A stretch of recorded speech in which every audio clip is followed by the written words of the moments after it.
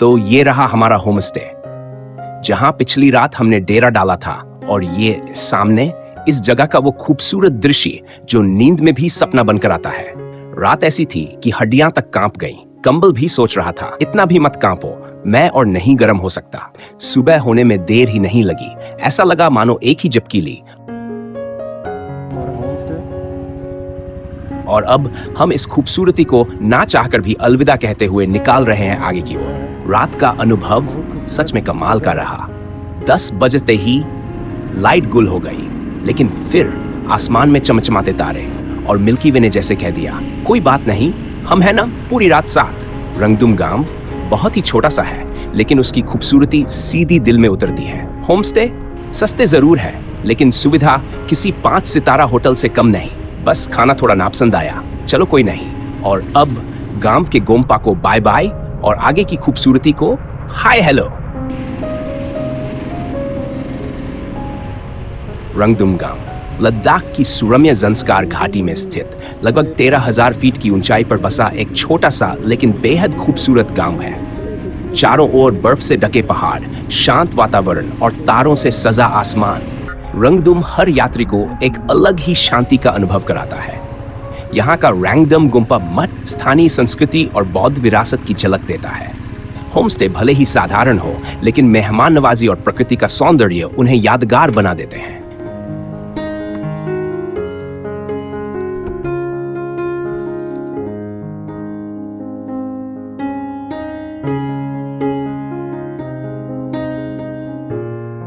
वो जो सामने एक टीले पर घर जैसा कुछ दिख रहा है ना, बस वही है रंगदुम गुम्पा। लेकिन हम इस बार वहां विजिट नहीं करने वाले, क्योंकि अगली बार फिर से आने का कोई बहाना भी तो चाहिए ना, जो कुछ हद तक तस्वीरों के जरिए ये एहसास दे जाएगा।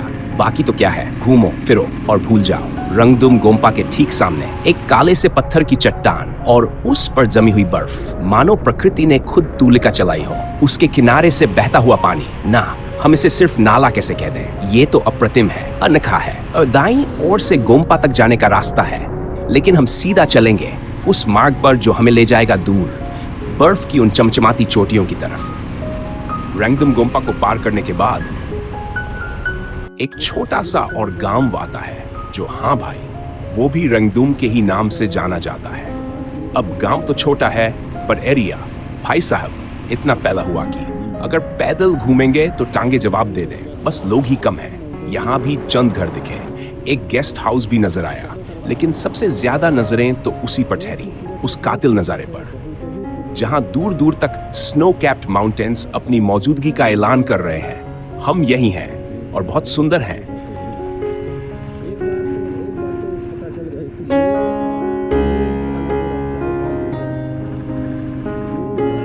सड़क पूरी तरह से खाली है, ना कोई गाड़ी, ना शोर, बस मैं, मेरी बाइक, नेचर की वाइब और अंदर से उठती हुई एक खामोश सी खुशी।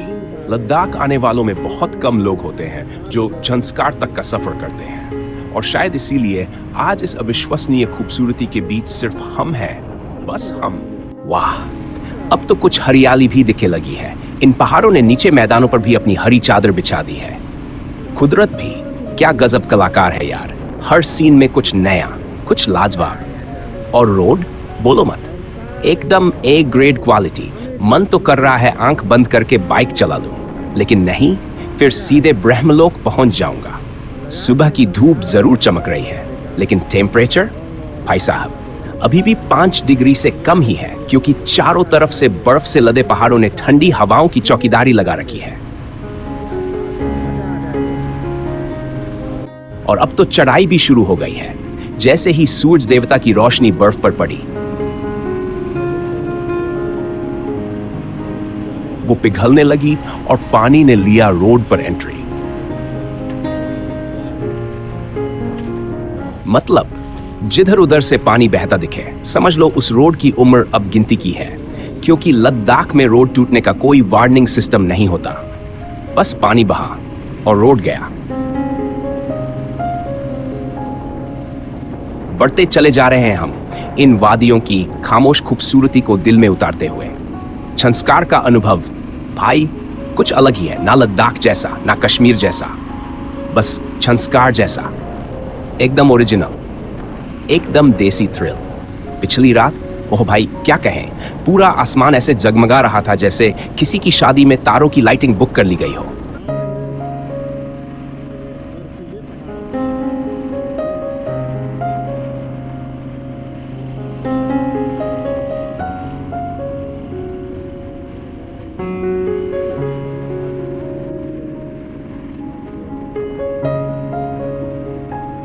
ये कोई तो एक पॉइंट है, नाम भाई वो तो हमें भी नहीं पता, गूगल मैप भी शायद सोच में पड़ गया होगा।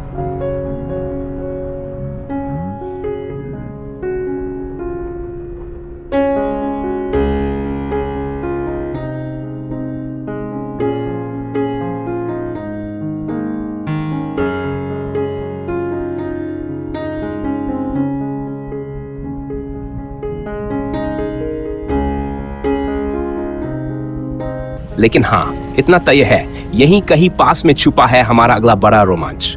बस कुछ ही देर में पहुंचेगा पेंजिला, वो मशहूर दर्रा जहां हवा भी थ्रिल लेकर बहती है।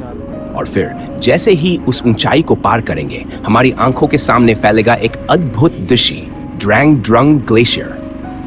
मतलब स्नो का राजा, लद्दाख का सुपरस्टार और ज़ैंस्कार की शान। पिछली रात, ओह भाई क्या कहें, मिल्की वे और वो चमचमाते तारे ऐसे चमक रहे थे जैसे कह रहे हों आज कोई ब्लैकआउट नहीं होगा, हम आ गए हैं। और जैसे ही रात के 11 बजे बिजली गई तो वाइब बदल गया। अंधेरा भी अच्छा लगने लगा क्योंकि तारों की लाइट डायरेक्ट दिल पे पड़ रही थी। ऐसा लग रहा था जैसे आसमान कह रहा हो, चिंता मत करो, अब हम हैं साथ पूरी रात। और फिर आई सुबह, धीरे सर्द हवाओं में लिपटी हुई बर्फ से लदी चोटियों के बीच से सूरज की नर्म किरणें हमें जगाने लगी। ज़ैंस्कार की इन ऊंचाइयों में हर मोड़, हर घाटी एक नई कहानी बुनती है, जिन्हें देखने के लिए आंखें कम पड़ जाती हैं। पेंसिला है तो पेंसिला यही है।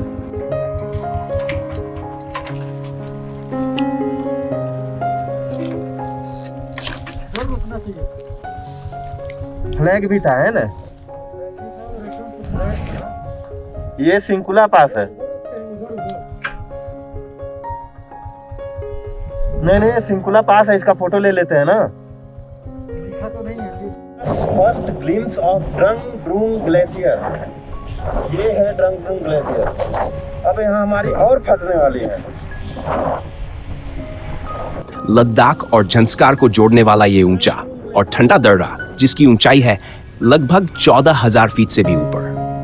यहां पहुंचकर ऐसा लग रहा है जैसे पहाड़ खुद धीरे से कान में कह रहे हो, शाबाश बेटा तुम पास हो गए।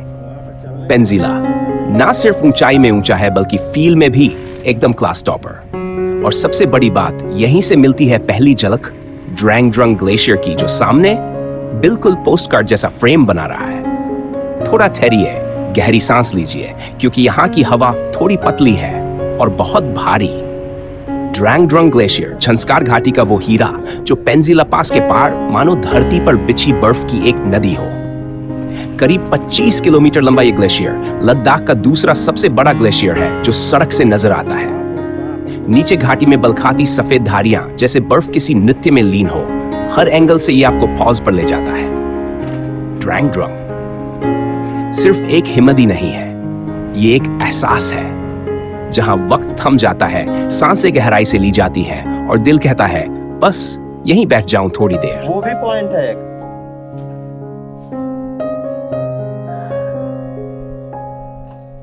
ये पूरा ड्रंग ड्रूंग ग्लेशियर है, बहुत खूबसूरत।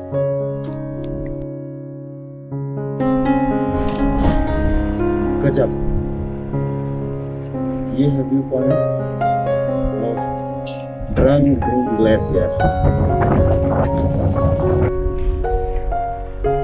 ये है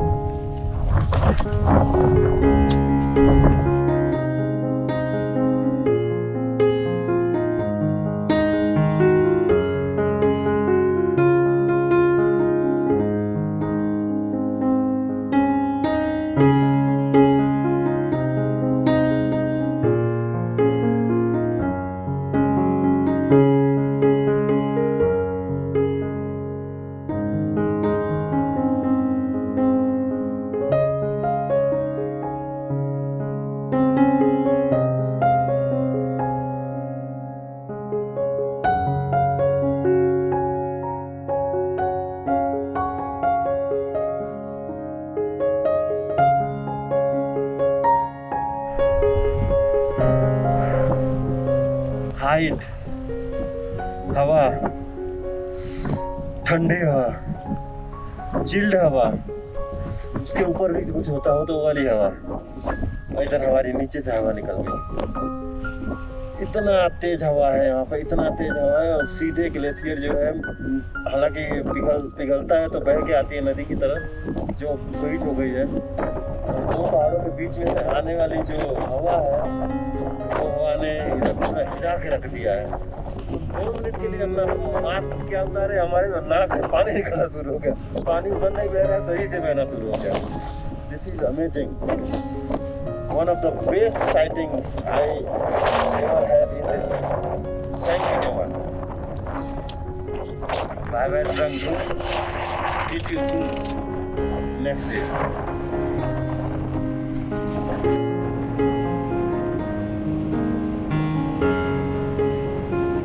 पेंसिला पास को पार करते ही सामने आ जाता है लद्दाख का सबसे हसीन नजारा, ड्रैंग ड्रंग ग्लेशियर, जो अपने आप में एक जादुई तस्वीर है। और अब हमारा अगला पड़ाव है फडम विलेज। यहीं से ज़ैंस्कार की असली कहानी शुरू होती है।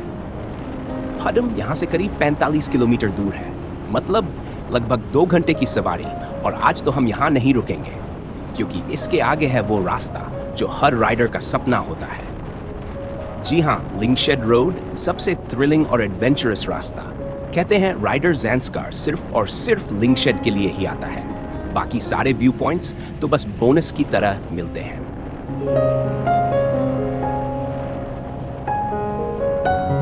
वाकई में यहाँ की खूबसूरती बेमिसाल है।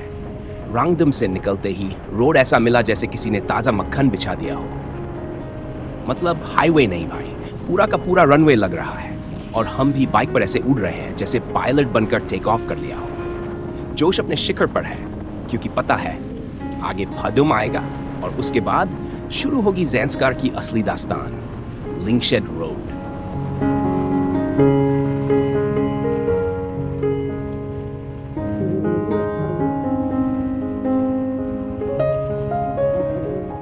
तो भाई, अब हमारा स्वागत किया है चिब्रा विलेज ने।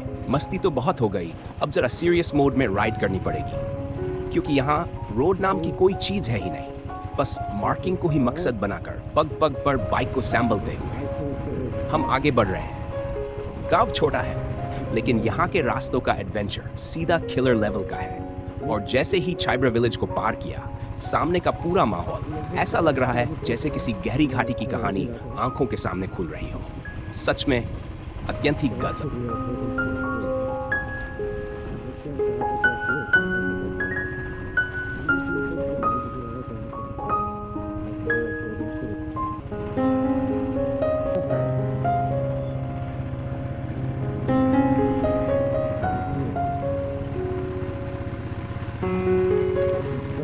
हाँ, अब जो आगे का रास्ता है ना, वो भी अंडर कंस्ट्रक्शन में है। मतलब अभी के लिए तो ये चटकों से भरी राइड है, लेकिन हो सकता है अगले साल या उसके अगले साल ये पूरा रास्ता चमचमाता रोड बन जाए। और उस दिन शायद यहाँ ट्रैवल करना बहुत आसान हो जाएगा, मज़ा भी 3 गुना हो जाएगा। लेकिन सच्चाई ये है, फिर वो एडवेंचर, वो थ्रिल, वो ऑफ रोडिंग का जुनून और ये रॉ ब्यूटी शायद हमेशा के लिए खो जाएगी। क्योंकि यही तो असली ज़ैंस्कार है, जो एक बार महसूस कर लिया फिर शायद जिंदगी में कभी वैसा दोबारा महसूस ना हो।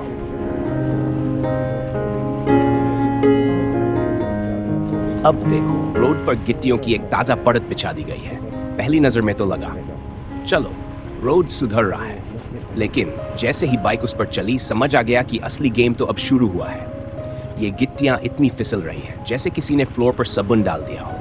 बस बाइक को कंट्रोल में रखो, वरना ये परत नाक कान तोड़ने में पूरी तरह सहायक है। और हाँ, ड्रैंग ड्रंग ग्लेशियर के बाद अब लोगों की गाड़ियां दिखाई पड़ी हैं, तो दिल को थोड़ा और अच्छा लगा। कम से कम हम अकेले ही पागल नहीं हैं, और भी बहुत सारे एडवेंचर प्रेमी यहीं अपने अपने स्टंट कर रहे हैं। वहीं तक है ऑफ-रोडिंग, फिर वापस से पॉसिबल एक्सीडेंट्स।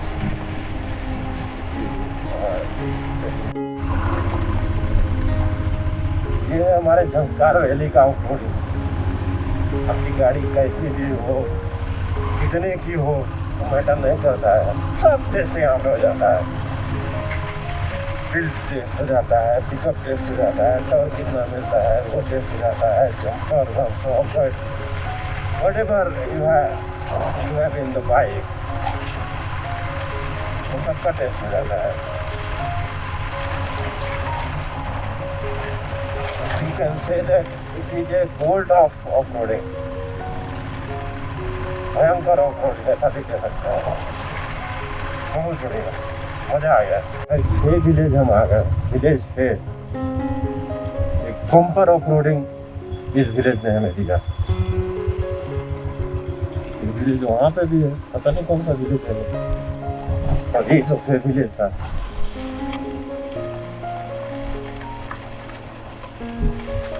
और ऑफ-रोडिंग के मामले में इसको विजेता घोषित कर सकते हैं, बहुत अच्छा। फे विलेज पार करते ही फिर वही कहानी दोहराई गई। ऊपर वाला जब भी देता है तो देता है छप्पर फाड़ के। रोड तो मिला, लेकिन साथ में छप्पर फाड़, धूल और हवा एब्सोल्युटली फ्री बोनस में। ऐसा लग रहा था कि हम राइड नहीं कर रहे हैं, बल्कि किसी मॉक ड्रिल में हिस्सा ले रहे हैं। ये हवा देख तो भाई, लेफ्ट से उठती है, पहाड़ फाड़ के आती है नीचे जमीन तक, फिर पलट के राइट से लेफ्ट को जाने की कोशिश। मतलब हवा भी कंफ्यूज, जा कहाँ रही है पता ही नहीं। ऊपर से साथ में धूल भी फ्री में उठा के ले गई, जैसे किसी बैंड बाजे का बाराती जुलूस चल रहा हो। अब समझ में नहीं आ रहा ये हवा है, ववंडर है, या कोई रेसलिंग मैच। कभी लेफ्ट भी धक्का मारती है, कभी राइट भी। मतलब हैंडल पकड़ो टाइट वरना हवा बोलेगी चल निकल यहां से। और भाई ऊपर से बारिश के छींटे भी शुरू हो गए। माहौल पूरा 3-in-1 अफर बन गया, थ्रिल, कॉमेडी और डर, साथ में फ्री का फेस वॉश। सामने है तुंगारी विलेज। हालांकि गांव खुद तो नजर नहीं आ रहा, लेकिन बोर्ड टंगा है तो मान ही लिया कि यही है। यहाँ 3 शेयर रास्ते दिख रहे हैं, लेकिन बोर्ड के हिसाब से राइट टर्न ही हमारा अगला मार्ग दिखा रहा है, तो हम भी उसी पर यथावत अग्रसर रहेंगे। अरे बाप रे, सामने फिर से धूल के बड़े बड़े बवंडर खड़े हो रखे हैं, जैसे किसी ने इनविजिबल डीजे बुला लिया हो और हवा पर फुल बेस चला दिया हो। बीच में आया ये बड़ा सुंदर सा पुल। हालांकि इसकी हालत थोड़ी दयनीय है, लेकिन उस पर से गुजरते वक्त दिल को अजीब सी खुशी मिल रही है, जैसे किसी पुराने दोस्त से अचानक मुलाकात हो जाए। अब समझ आया असली खेल। पहले तो लगा ये सारे धूल के बवंडर प्राकृतिक है, लेकिन जरा आगे बढ़े तो पता चला आधे तो हवा के खेल हैं और आधे कृत्रिम यानी कंस्ट्रक्शन वालों की देन। मतलब हवा और जेसीबी ने भाईचारा निभाया है, आधा तू उड़ा आधा मैं उड़ा देता हूँ। कुल मिलाकर आगे का बवंडर हमें थोड़ा डरा जरूर गया। हवा का वेग काफी ज्यादा था, लेकिन आंखों से देखकर उसकी असली तेजी का अंदाजा लगाना मुश्किल था। उसी हवा में एक अजीब सी ठंड भी घुली हुई थी। हिम्मत बांधी, दिल में बस एक ही शब्द था, जय श्री राम, और हम आगे बढ़ चले। थोड़ी ही दूर पर बारिश की बूंदें जमीन पर टप टप गिरने लगी। आगे बढ़ने का डर नहीं था, बस एक ही चिंता थी, कहीं बिना दबी हुई मिट्टी में बाइक के पहिए न धंस जाएं। अगर ऐसा हो गया तो मुसीबत तय थी, पर शायद आज किस्मत साथ थी। कोई दिक्कत नहीं आई और डरते हुए ही सही हम उस बवंडर को पीछे छोड़ आगे निकल आए और फिर रोड नजर आई। लेकिन सुकून ज्यादा देर का नहीं था। आगे के नजारे और भी भयावह थे।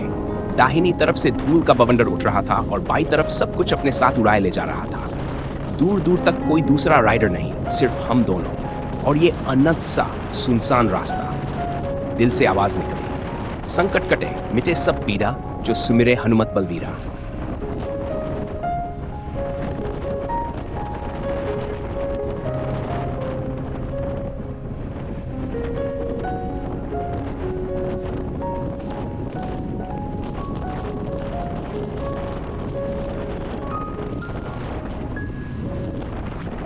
और तभी दूर एक ट्रक दिखाई दिया। दिल ने कहा यह भी सही है। धूल और हवा का वो मिश्रण अब भी अपनी ही रफ्तार में बह रहा था।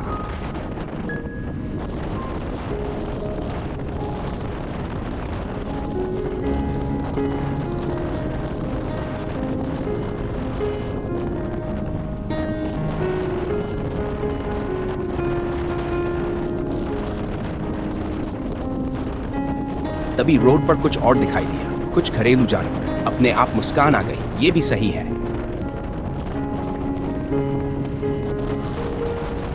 साइड में एक टेंट दिख गया। इसका मतलब था सब ठीक चल रहा है, हम भटके हुए नहीं हैं। हम अपने रास्ते पर हैं। आगे थोड़ी सी घरों की बस्ती दिखाई दी। एक गांव,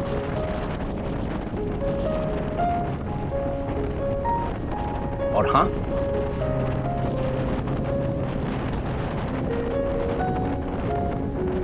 ये था शैनी विलेज। यहीं का सबसे बड़ा आकर्षण है शैनी लेक।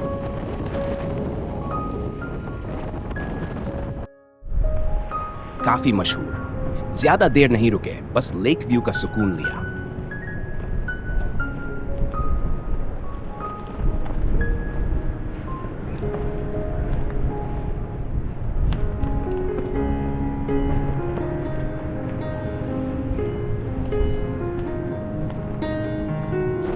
अब हम निकल पड़े थे पैडम विलेज की तरफ। हमारा अगला पड़ाव लगभग 8 किलोमीटर दूर।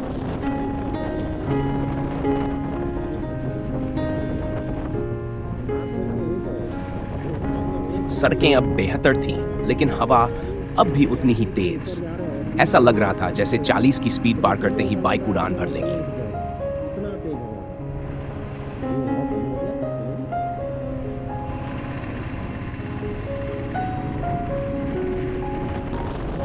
दूर कुछ घर जैसे आकार लेने लगे। दिल में उम्मीद जगी, शायद वही हमारी मंजिल हो।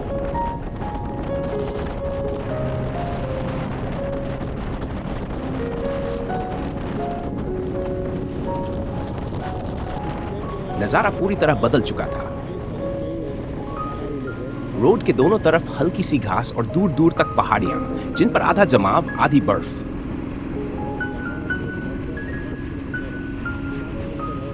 एक अद्भुत दृश्य।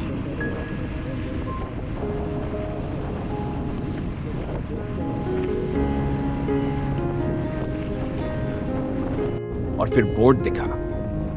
थोड़ा आगे बढ़े, एक चौराहा सा नजर आया और बस फाडुम आ चुका था। अभी दिन के सिर्फ 12 बजे थे, इसलिए यहीं रुकने का इरादा नहीं था। सोचा शाम से पहले जहां भी ठहरने लायक जगह मिलेगी वहीं रुक जाएंगे। फाडुम में थोड़ा सा ब्रेक लिया।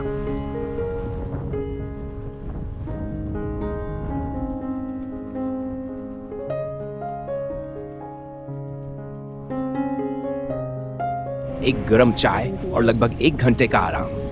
फिर निकल पड़े अगले सफर की तरफ। मंजिल का कोई पक्का अंदाजा नहीं। सामने जो गांव दिख रहा था वो था खरशा विलेज, जहां से रात में फाडुम बेहद खूबसूरत दिखता है। और हम फाडुम को धीरे धीरे पीछे छोड़ते जा रहे थे। आज बादल हमें डरा भी रहे थे और साथ साथ अपनी खूबसूरती भी बिखेर रहे थे।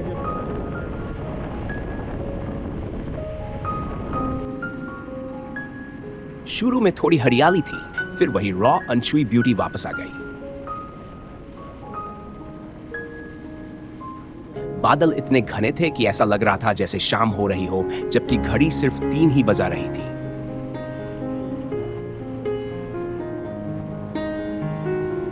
आज हम ज्यादा दूर तक नहीं जा पाए। देखते हैं कहां तक पहुंच पाते हैं। और फिर हम पहुंच गए रिंजम विलेज। एक बड़ा सा गांव, चारों तरफ हरियाली। मन चाहा यहीं रुक जाए, पर सफर अभी बाकी था।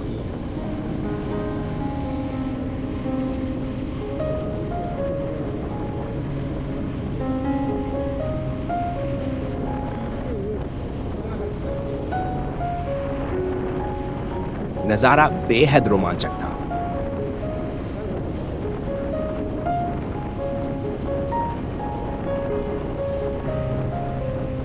दूर दूर तक कोई इंसान नहीं।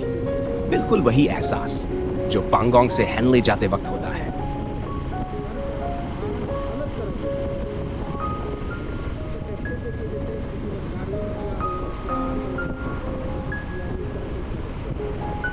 बस फर्क इतना था, यहां कम से कम रोड मौजूद थी।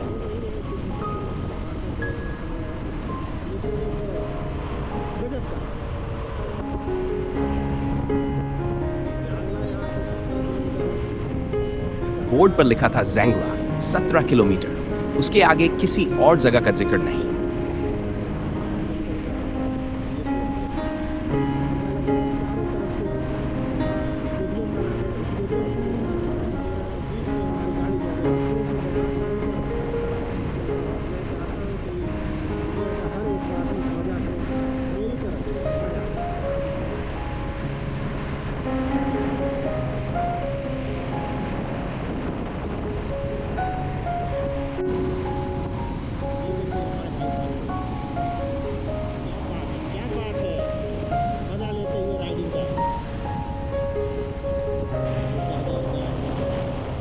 फिर एक और छोटा सा गांव मिला, इतना सुंदर कि दिल से बस एक ही बात निकली, इन लोगों को सलाम है।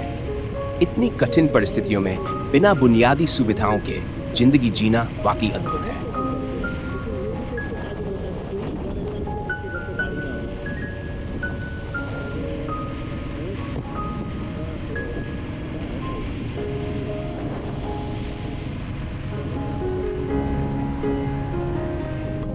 ये राइडिंग एक्सपीरियंस सिर्फ सफर नहीं, यादों का एक हिस्सा बन रहा था। पहाड़ों को काटकर बनाई गई ये सड़कें सिर्फ रास्ते नहीं, जिंदगी की रेखाएं हैं। धन्यवाद बॉर्डर रोड्स ऑर्गेनाइजेशन और धन्यवाद लद्दाख ऐसे नज़ारे देने के लिए जो जिंदगी भर साथ रहते हैं।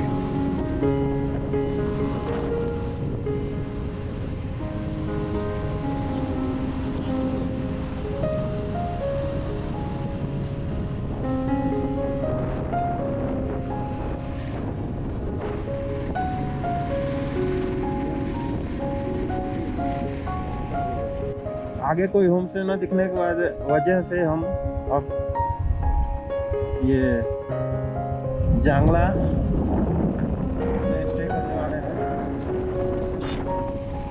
शाम के सिर्फ 4 बजे थे, चाहते तो 1-2 घंटे और चला सकते थे, पर एक्सट्रीम ठंड और आगे 100 किलोमीटर तक रुकने की कोई संभावना नहीं। सड़क का भी कोई अंदाजा नहीं था, इसलिए फैसला लिया।